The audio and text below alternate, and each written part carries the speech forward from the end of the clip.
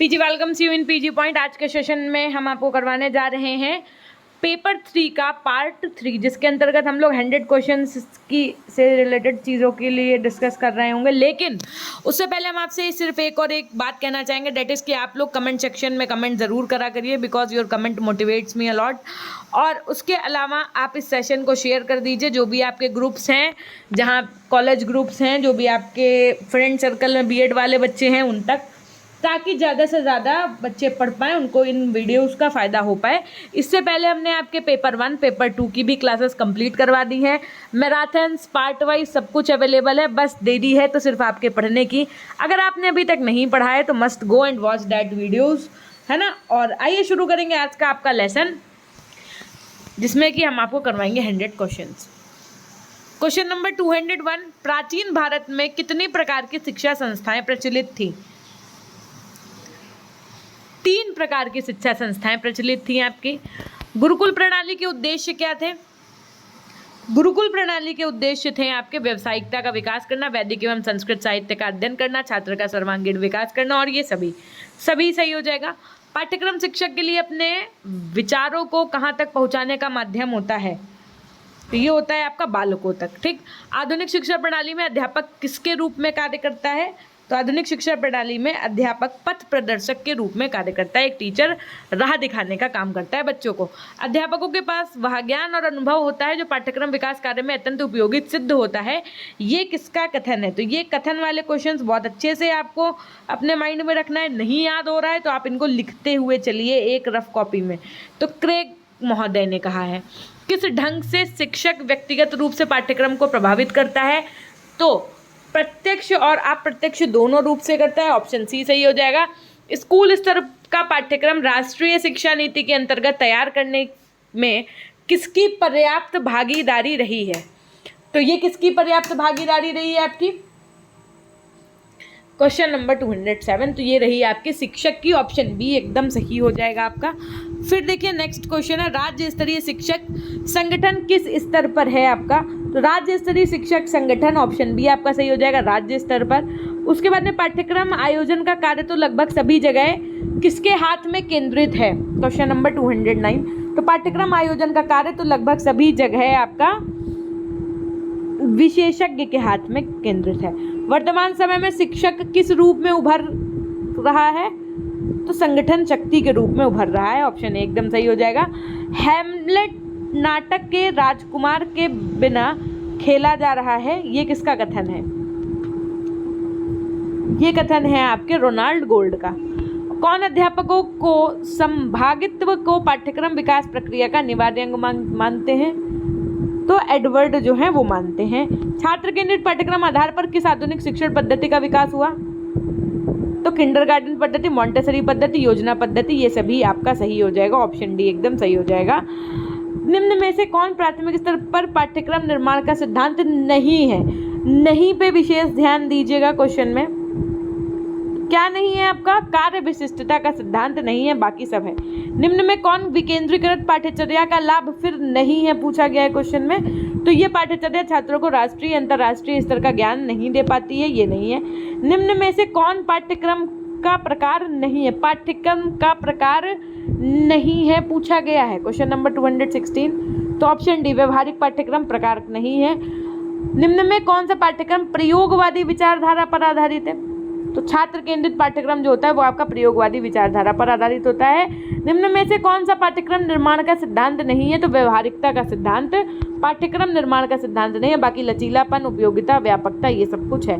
Next question की तरफ चलेंगे। क्वेश्चन नंबर 219, कोठारी कमीशन के पाठ्यक्रम संबंधी सुझावों में कौन सा शामिल नहीं है अगर पूछा जाए?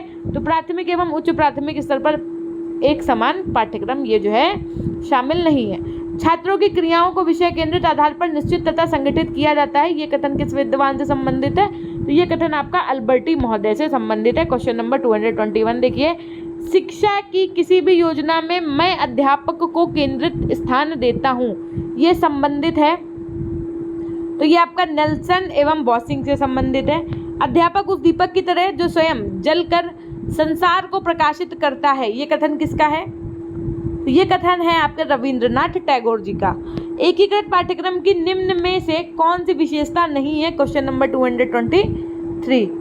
तो माध्यमिक एवं उच्च माध्यमिक स्तर पर विषयों का एकीकरण होता है, ये विशेषता नहीं है। गांधी जी की बुनियादी शिक्षा किसे आधार मानती थी? गांधी जी की जो बुनियादी शिक्षा थी वो क्रिया केंद्रित पाठ्यक्रम को आधार मानती थी, एक्टिविटी बेस्ड। निम्न में से कौन सा पाठ्यक्रम को प्रभावित करने वाला घटक है? नहीं लगा यहाँ पर, घटक है पूछा है तो परीक्षा प्रणाली, राष्ट्रीय शिक्षा आयोग तथा समितियां, शासन पद्धति, ये सभी आपका सही हो जाएगा। निम्न में से कौन सा माध्यमिक शिक्षा आयोग द्वारा पाठ्यक्रम निर्माण का सिद्धांत नहीं है? Question number 226। तो विषय क्षेत्र के क्रमबद्ध करने का सिद्धांत ये आपका नहीं है। पाठ्यचर्या के विकास हेतु आवश्यक तथ्य कौन से हैं? Question number 227। तो पाठ्यचर्या के विकास हेतु आवश्यक तथ्य आपके कौन नहीं है? तो व्यवहारिकता जो है वो आपका नहीं है। नेक्स्ट 228 देखिए, एकीकृत पाठ्यक्रम वो पाठ्यक्रम है जिसमें विषय के बीच कोई अवरोध, रुकावट अथवा दीवार नहीं होती है। ये कथन किसका है? क्वेश्चन नंबर 228 बताइए। तो ये कथन है आपका हेंडरसन का। पाठ्यक्रम का निम्न में से कौन सा सिद्धांत गांधीवादी बुनियादी शिक्षा का अनुरूप है? तो क्रिया केंद्रित आपका सही हो जाएगा। दी प्रोसेस ऑफ एजुकेशन के रचनाकार, ये बहुत इंपॉर्टेंट क्वेश्चन है, मार्क कर लीजिएगा इंपॉर्टेंट। ब्रूनर जो है ये आपके दी प्रोसेस ऑफ एजुकेशन के रचनाकार हैं। क्रिया केंद्रित पाठ्यक्रम के प्रणेता जॉन डीवी का संबंध किस देश से है? तो क्रिया केंद्रित पाठ्यक्रम के प्रणेता जॉन डीवी के संबंध अमेरिका से है। जो कुछ भी सीखना है करके सीखना है, ये किस विद्वान का भी कथन है? तो कोमेनियम का। शिक्षण में शिक्षक की कौन सी भूमिका है? तो शिक्षण की योग्यता, शिक्षक की निष्पक्षता, शिक्षक का अनुभव, ये सभी आपका सही हो जाएगा। ऑप्शन डी एकदम सही हो जाएगा आपका। पाठ्यक्रम रचना कैसी प्रक्रिया है आपकी? तो पाठ्यक्रम रचना एक सुनियोजित क्रिया है। छात्र केंद्रित पाठ्यक्रम के विकास में किस विद्वान का योगदान है? तो छात्र केंद्रित पाठ्यक्रम के विकास में जॉन डीवी का योगदान है। पाठ्यक्रम विकास का सोपान आपका कौन सा है? तो मूल्यांकन है। शिक्षा प्रक्रिया का प्रमुख घटक अगर पूछा जाएगा तो ये सभी शिक्षक छात्र पाठ्यक्रम ये सभी हैं। पाठ्यक्रम के मूल तत्व यदि पूछा जाता है तो शिक्षण विधियां, पाठ्य वस्तु, उद्देश्य, ये सभी आपका सही हो जाएगा।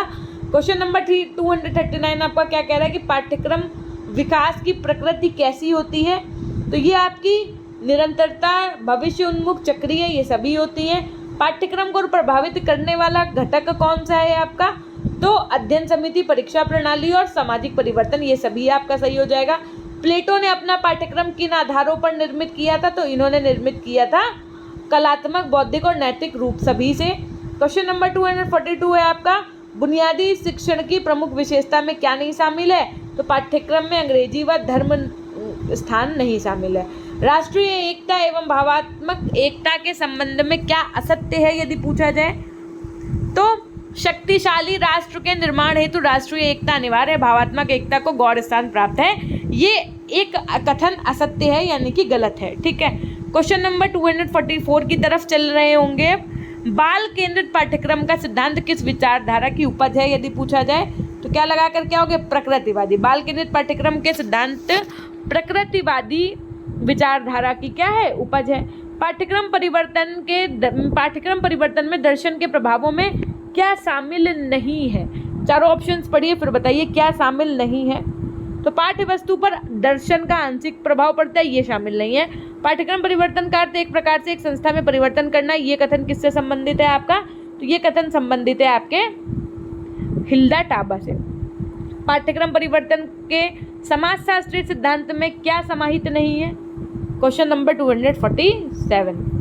तो पाठ्यक्रम बहिर्मुखी प्रभाव युक्त होना चाहिए, ये समाहित नहीं है या समेकित नहीं है आप कह सकते हैं। बुनियादी शिक्षा में शिक्षक प्रशिक्षण की अल्पकालीन प्रशिक्षण अवधि होती है कितनी? तो 1 वर्ष की। किस विचारधारा में धार्मिक विषयों का पाठ्यक्रम में विरोध किया गया है? एक बताइए।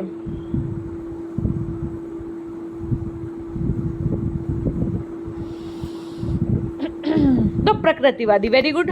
टीपी नन ने समस्त मानवीय क्रियाओं को कितने भागों में बांटा था? टीपी नन ने ये बांटा था इन्होंने 2 भागों में। पाठ्यक्रम विकास एक प्रमुख घटक नहीं है। तो पाठ्यक्रम विकास का एक प्रमुख घटक आपका क्या नहीं है? ऑप्शन डी व्यक्तिगत विभिन्नता नहीं है। निम्न में से कौन दर्शन शास्त्र की सबसे नवीन विचारधारा है? तो प्रयोजनवाद जो है वो सबसे नवीन विचारधारा है। बुनियादी शिक्षा के पाठ्यक्रम में क्या समाहित नहीं है? क्वेश्चन नंबर 253 बताइए। बुनियादी शिक्षा के पाठ्यक्रम में क्या समाहित नहीं है? तो व्यवहारिक ज्ञान जो है वो समाहित नहीं है। शिक्षा मनोविज्ञान वह है जो शैक्षणिक परिस्थितियों को मनोवैज्ञानिक रूप से अध्ययन करता है। ये कथन किसका है आपका? तो ये कथन है आपका प्रोट्रो का। अभिप्रेरणा कार्य को प्रारंभ करने, जारी रखने तथा नियमित करने की प्रक्रिया है। ये कथन किसका है? Question number 255। ये कथन है आपके गुड का। शिक्षा विधि का दर्शन सिद्धांत का विकास किसने किया? तो ये विकास किया किलपैट्रिक ने। जॉन डीवी ने बालकों की 4 अभिरुचियां मानी है। निम्न में कौन सा इसमें शामिल नहीं है? तो शारीरिक क्रियाएं करना ये शामिल नहीं है। अभिप्रेरणा के 4 प्रमुख कारक में निम्न में कौन सा सत्य नहीं है आपका? तो आत्म प्रकाशन ये सत्य नहीं है। निम्न में से किन विद्वान ने शिक्षा को एक प्राकृतिक क्रिया तथा प्रकृति को सर्वश्रेष्ठ शिक्षिका घोषित किया है? तो ऑप्शन बी सही हो जाएगा, रूसो ने। शैक्षिक समाजशास्त्र के जन्मदाता कौन है आपके? तो जॉर्ज पाइन। प्रस्तावना संविधान का सबसे कीमती हिस्सा है, ये संविधान की आत्मा है, ये संविधान की पूंजी है। ये कथन था आपका पंडित ठाकुरदास भार्गव जी का। क्वेश्चन नंबर 262 क्या कह रहा है? निम्नलिखित में किसे नागरिक अधिकार माना जाता है? तो नागरिक अधिकार किसे माना जाता है यदि पूछा जाएगा तो क्या बताएंगे आप? ऑप्शन बी भाषण एवं अभिव्यक्ति की स्वतंत्रता को। राष्ट्रीय स्वतंत्रता का तात्पर्य क्या है? स्वराज्य से है। प्रक्रियात्मक न्याय को क्या कहते हैं? प्रक्रियात्मक न्याय को कहते हैं कानून की उचित प्रक्रिया। अनुच्छेद 19 नागरिकों को 6 प्रकार की स्वतंत्रता प्रदान करता है। इनमें से कौन सी उन 6 स्वतंत्रताओं में सम्मिलित नहीं है? Question number 265। ऑप्शन सी आपका सही हो जाएगा, अपनी सुरक्षा के लिए हथियार रखने की स्वतंत्रता। स्वतंत्रता व्यक्ति वह है, क्या स्वतंत्र व्यक्ति वह है जो लोहे की जंजीर में जकड़ा नहीं है, न जेल में बंदी है, न दंड के भय से एक दास की भांति आतंकित है, चील की भांति उड़ान न भर सकने या व्हेल की भांति न तैर सकने को स्वतंत्रता का अभाव नहीं कहा जा सकता है। हेल्वेटियस ये धारणा स्वतंत्रता को क्या करते हैं? तो ऐसे आंतरिक एवं बाह्य दोनों प्रकार के अवरोधों का अभाव मानती है जो वैयक्तिक क्रिया में बाधा डालते हैं। अनुच्छेद 22 के अधीन किसी व्यक्ति को उसके अपराध के व बंदी बनाने के बिना कारणों के बताए जेल में नहीं रखा जा सकता और बंदी बनाने पर कितने समय में निकटतम न्यायाधीश के समक्ष प्रस्तुत करना पड़ता है? तो ऑप्शन ए सही हो जाएगा आपका 24 घंटे। स्वतंत्रता एवं क्या परस्पर पूरक हैं? तो स्वतंत्रता और उत्तरदायित्व ये क्या एक दूसरे के पूरक हैं। स्वतंत्रता का निम्न में से कौन सा तत्व है? तो ऑप्शन ए एकदम सही हो जाएगा, स्वावलंबन का। ठीक, क्वेश्चन नंबर 270 देखिए। अनुच्छेद 21 के अंतर्गत किस अधिकार को स्वीकार किया गया है? तो अनुच्छेद 21 के अंतर्गत स्वतंत्रता के अधिकार को स्वीकार किया गया है। कानून एवं स्वतंत्रता एक दूसरे के विरोधी हैं, ये कथन निम्न में से किसके द्वारा कहा गया है? ये कथन उदारवादियों के द्वारा कहा गया है कि कानून और स्वतंत्रता एक दूसरे के क्या है? विरोधी हैं। संविधान द्वारा प्रदत्त धार्मिक स्वतंत्रता के अधिकार से भारतीय राज्य व्यवस्था का स्वरूप धर्मनिरपेक्ष बना है। ये किन अनुच्छेदों में उल्लेखित है? तो अनुच्छेद 25 से अनुच्छेद 28 तक। सकारात्मक स्वतंत्रता का अर्थ क्या है आपका? तो सकारात्मक स्वतंत्रता का अर्थ है प्रतिबंधों का होना। कानून स्वतंत्रता का विरोधी नहीं है, ये मत किसका है? तो ये मत है आपके कांट का। लिबर्टी शब्द का व्युत्पत्ति किस शब्द से हुई है? तो लिबर्टी शब्द की व्युत्पत्ति आपकी लिबरल शब्द से हुई है। संविधान में संशोधन संबंधी प्रावधान किस अनुच्छेद में किया गया है? तो अनुच्छेद 368 के तहत किया गया है। कानूनी न्याय से तात्पर्य क्या है आपका? कानूनी न्याय से तात्पर्य क्या है? कि सभी को कानून की दृष्टि से समान समझा जाए, सभी को कानून के समान संरक्षण प्राप्त हो। ऑप्शन बी एकदम सही हो जाएगा। धर्मनिरपेक्षता को प्रोत्साहित करने वाले कारक कौन कौन से हैं आपके? तो धर्मनिरपेक्षता को प्रोत्साहित करने वाले कारक हैं आपके नगरीकरण व औद्योगिकरण, यातायात व संचार के साधन और पश्चिमीकरण। उपर्युक्त तो सभी आपका सही हो जाएगा। स्वतंत्रता के क्षेत्र में उदारवाद की क्या देन है? तो स्वतंत्रता के क्षेत्र में उदारवादियों की क्या देन है? कानून व शासन, संविधानवाद, स्वतंत्रता की घोषणा, ये सभी आपका सही हो जाएगा। निम्नलिखित में कौन सा जनतंत्र का सिद्धांत नहीं है? तो ऑप्शन सी एकदम सही हो जाएगा। स्वतंत्रता जो है वो जनतंत्र का सिद्धांत नहीं है। किस संशोधन द्वारा नागरिकों के 7 मूल अधिकारों में से संपत्ति के अधिकार को हटाकर मात्र एक कानूनी अधिकार बना दिया गया है? तो किस संविधान संशोधन के तहत ये किया गया था? 44वें संविधान संशोधन के तहत ये किया गया था। और 44वां संविधान संशोधन कब हुआ था, ये आप कमेंट सेक्शन में बताइएगा किस सन में हुआ था। भारतीय संविधान की धारा 25 का संबंध किससे है? तो भारतीय संविधान की धारा 25 का संबंध आपका धार्मिक स्वतंत्रता से है। भारतीय संविधान में कौन सा अनुच्छेद धर्मनिरपेक्षता से संबंधित है? तो अनुच्छेद 27, 28, 25 और 26 ये सभी आपके धर्मनिरपेक्षता से संबंधित हैं। मौलिक अधिकारों में परिवर्तन संबंधी विवाद उच्चतम न्यायालय में निम्नलिखित में से कौन सा पहुंचवा निर्मित हुआ? तो करेक्ट आंसर क्या हो जाएगा? शंकरी प्रसाद केस, गोलकनाथ केस और मनजीत सिंह केस। तो ये सभी आपका सही हो जाएगा। भारत में अस्पृश्यता समाप्त करने का कानून कब बना? छुआछूत। तो ऑप्शन बी एकदम सही हो जाएगा 1955 में। और अस्पृश्यता का जो सीना है वो अनुच्छेद 17 में गठित में उल्लेखित है। संविधान की धारा 30 का संबंध किससे है? तो संविधान की धारा 30 का संबंध आपके अल्पसंख्यकों की शिक्षा से है। न्याय की अवधारणा विकसित हुई है। तो न्याय की अवधारणा आपकी सामान्य न्याय के रूप और प्रक्रिया न्याय के रूप दोनों से विकसित हुई है। किस संविधान संशोधन के द्वारा भारतीय संविधान में समाजवादी शब्द जोड़ा गया था?